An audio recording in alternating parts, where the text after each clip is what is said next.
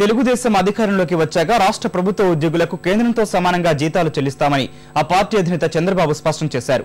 వస్తున్న మీకోసం పాదయాత్రలో భాగంగా కృష్ణా జిల్లా గుడివాడలో పర్యటించిన బాబు మహిళలు, యువతకు పెద్ద ఎత్తున హామీల జల్లు కురిపించారు.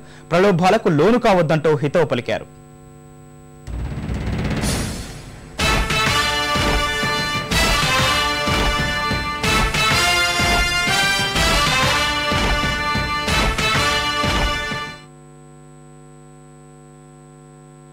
రాష్ట్రంలో అవినీతిని పెంచి పోషించిన తల్లి కాంగ్రెస్, పిల్ల కాంగ్రెస్ పట్ల ప్రజలు అప్రమత్తంగా ఉండాలని తెదేపా అధినేత చంద్రబాబు ప్రజలకు సూచించారు. కృష్ణా జిల్లా గుడివాడ మండలంలో యాత్ర చేపట్టిన బాబు కాంగ్రెస్ తీరును ఎండగట్టారు. అవినీతిని పెంచి పోషించిన ఘనత కాంగ్రెస్ కు దక్కితే దాన్ని నిలబెట్టుకునే బాధ్యతను వైకాపా తీసుకుందని చంద్రబాబు విమర్శించారు. 1,00,000 కోట్లు దోచుకున్న పార్టీ అధినేత శాసనసభ్యులను కోట్ల రూపాయలతో కొనేస్తున్నారని ఆరోపించారు. అలాంటి పార్టీల నేతలు శాసనసభలో తనను అవిశ్వాసం పెట్టమనడం హాస్యాస్పదమన్నారు.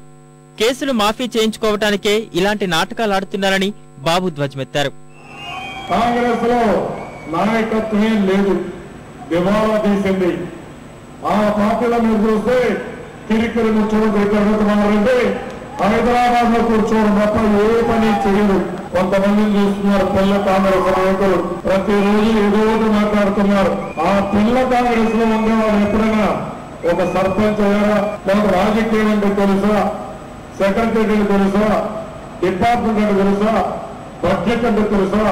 వాళ్ళకి తెలిసిన తర్వాత దొంగ కంపెనీలు బట్టి అవినీతి డబ్బులు లెక్కలు రాస్తే చట్టంగా లేకుండా చేయడం తప్ప వాళ్ళకి ఏమీ తెలియని వ్యక్తులు. శ్రీకాకుళం జిల్లాలో పాదయాత్ర ముగిశాక స్వల్ప విరామం తీసుకుని మిగిలిన జిల్లాల్లోనూ వస్తున్న మీకోసం యాత్రను చేపట్టనున్నారు. ఇప్పటికే పలు డిక్లరేషన్లు చేసిన ప్రతిపక్ష నేత అంతర్జాతీయ మహిళా దినోత్సవం రోజున పార్టీ మహిళా విధానంపై ప్రకటన చేయనున్నారు.